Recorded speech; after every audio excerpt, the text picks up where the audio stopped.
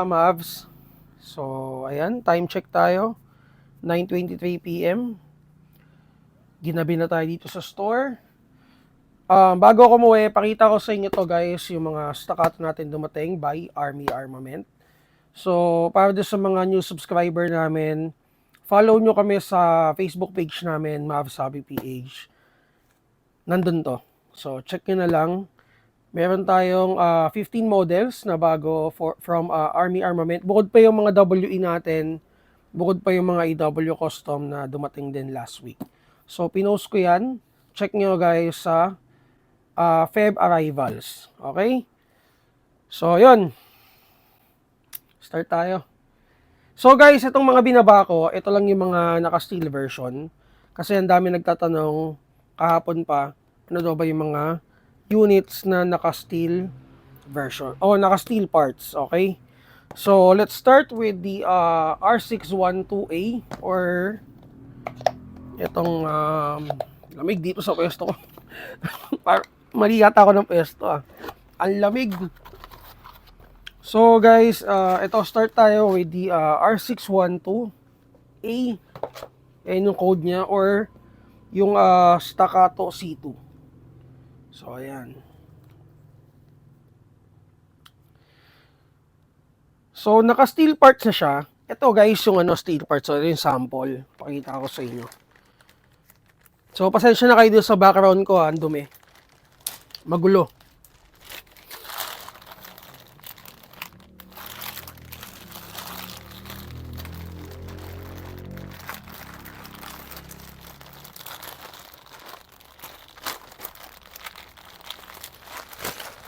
So guys, ayan, meron tayong mga parts. Ayan, ang dami Isang supot. Ng mga parts, steel parts ng Army Armament. Okay? So, assume ko rin na etong mga to is TM spec. So, hindi pa natin nasusubukan. Pero I think papasok din naman to sa mga units gaya ni ENC High Kappa. So, kung tatlo kasi ang klase ang meron tayo nito. Kaya ako to pinapakita sa inyo para makita nyo yung sample kung ano ba yung internal parts na nandito sa loob ng tatlong units na to. Kasi itong tatlong units na to, ito yung mga naka-steel parts. So, kaya ako to ipapakita sa inyo. So, para makita nyo na lang din, para mabilis lang din, ano ba yung mga nasa loob nito. Okay?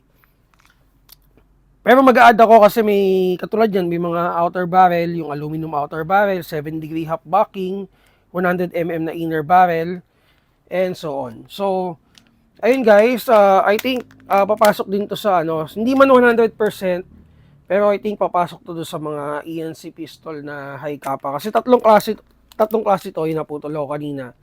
Pang 1911, pang Glock, at saka pang high kappa. Okay, so ito yun Yan. So, ito yung mga steel parts natin. So, kung bibili kayo ng mga regular version, or kung may mga regular version kayo, na noon nyo pa nabili, guys, may available kaming steel parts for your Army Armament. So, ang price ito 1.8 to. Set na yan, set. So, available sa Glock 1911 at saka high kappa. Okay? So, yun, napakita ko na sa inyo yung mga internals niya. Lamig.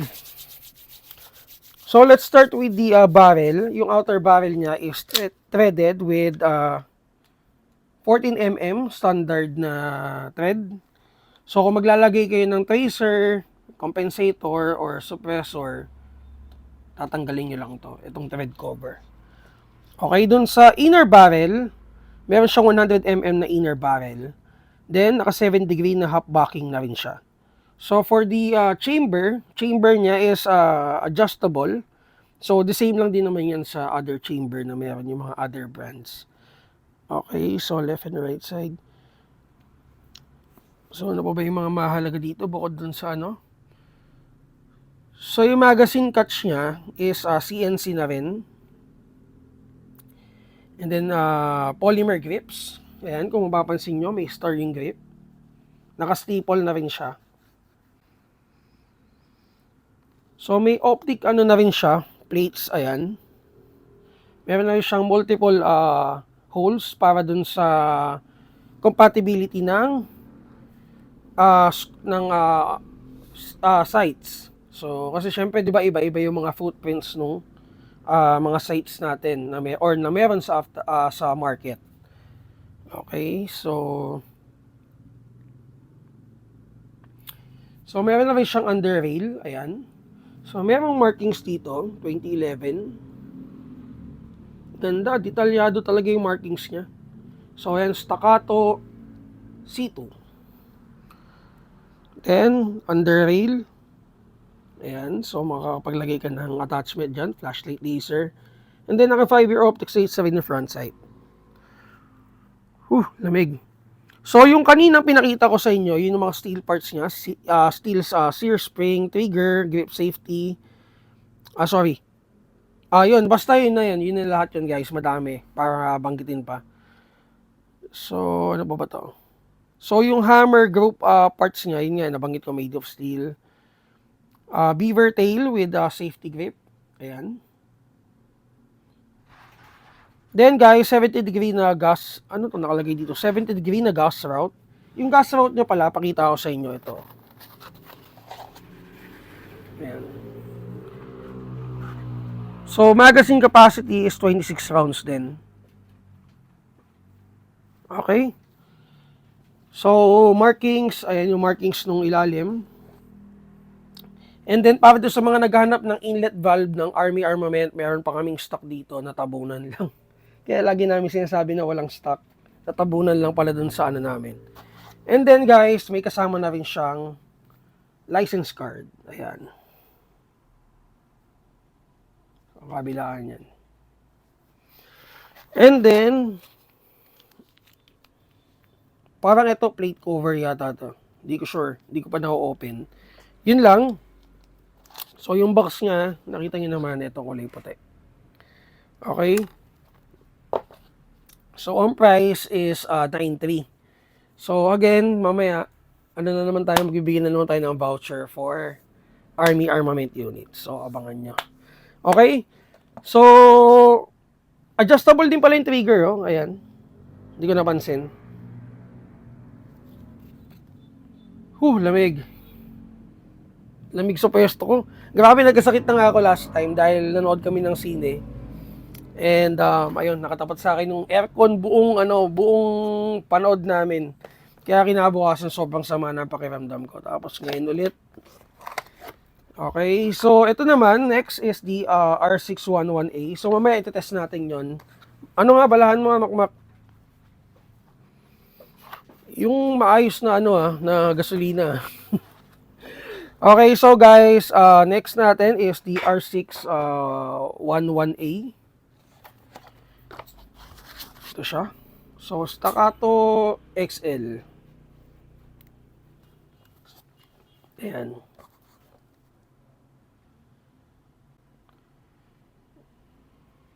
Tuloy-tuloy pa rin yung okay goods. So, ayan. So, same spec. Ang kaibahan niya lang is ito, mas mahaba yung inner barrel niya. So, total length ng inner barrel niya is around 119 mm. So, mas mahaba siya compared dun sa 113 mm na standard ng Hi-Capa. So, steel parts guys, lahat the same, aluminum outer barrel. So, the same lahat dun sa nauna nating pinakita. Sa nauna kong pinakita sa inyo.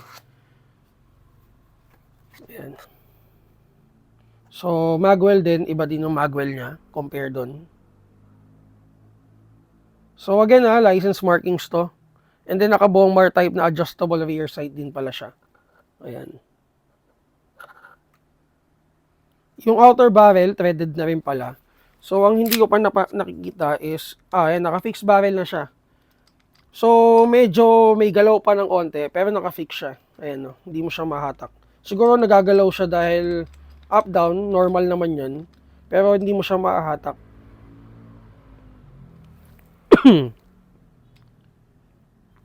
Okay, so for the price, ang price nito is 9.3. The same silang lahat. Teka guys excuse me lang. Inubo na tuloy ako. Okay, so Yung huli is the R6112A. Kunin ko yung gas. So since naka steel parts naman na siya, balahan natin ng lagyan natin ng 14 kg. So i-test natin siya sa 14 kg na grain gas. So ito naman R6112A. So ito yung pinaka-paborito ko sa kanila. Sobrang ganda ng itsura.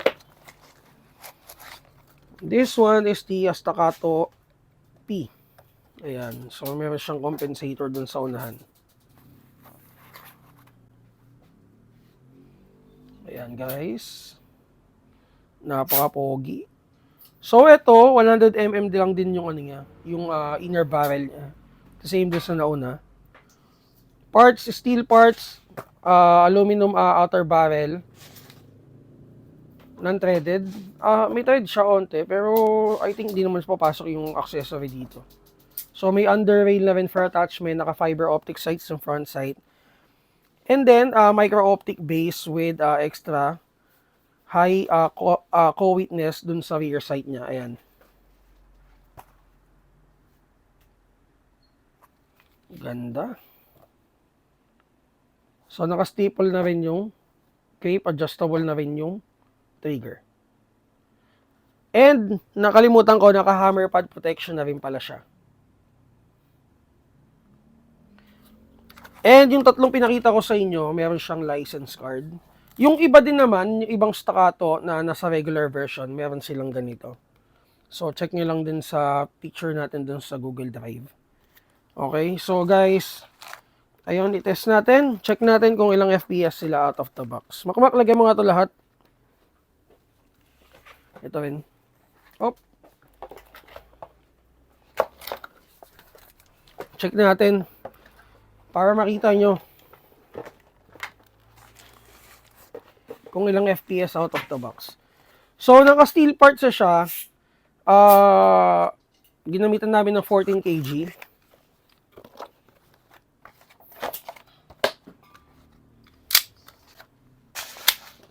So, chrono check tayo guys. 383. Grabe, sorry nilalamig na ako. 383 FPS out of the box.